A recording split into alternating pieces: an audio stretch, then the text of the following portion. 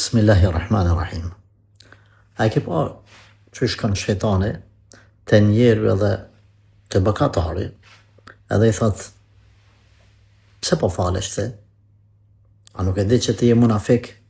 Zoti ty nuk ta pranon namazin. Ti është marrë mu fal, ti s'duhet mu fal. Edhe njeri mundet me i lind dyshimet, me thonë për me munafik se unë po bëj gjënohe, ta lën namazin. Çka i themi ne këtij njerit? Ti nuk je munafik. Ti derën kryesore, e cila është lidhja jote mes teje dhe Allahut, edhe pse je mëkatar, është namazi.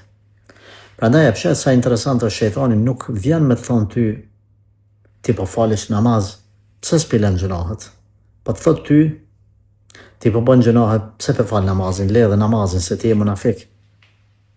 Dhe më thonë nuk ta thot kundërtën, lej mëkatet, sa është shejtan. E di se lidhja ma fort mes te dhe Allahut është namazi. Allahu i lartësuar nuk e ka bën namazin bërgj vetëm për njerëzit që janë pa gjënoa si me laçe, se s'ka njerëz të tillë. E ka bën namazin bërgj për njerëz si unë dhe ti që jemi mëkatar.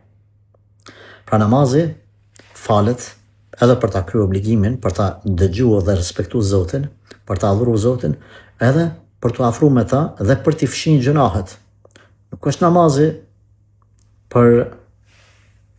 vetëm për ata që janë me laçe, që s'kan fare gjunahe. A ka njeri në botë që s'ka gjunahe? Zatë namazi prej shkaqeve të tij është me u falë që me t'u fshinj gjunahet. Allahu ka thënë Kur'an, dhe faleni namazin në 2 skajet e ditës, sepse veprat e mira i fshin të këqijat. Pra nuk ka thonë falni veç ju që s'kini gjunahe. Qëllimisht e ka përmend Zoti se është i gjithdijshëm. Ka përmend veprat e mira i fshin të këqijat, dhe më thonë ju që falni namaz, dini që nëse keni gjunahe, përmes namazit Allahu ja fal.